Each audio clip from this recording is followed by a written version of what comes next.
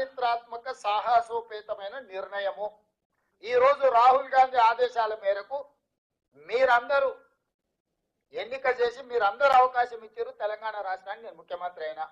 తెలంగాణ రాష్ట్రానికి ముఖ్యమంత్రి అవడం అనేది ఆషామాషి విషయం కాదు.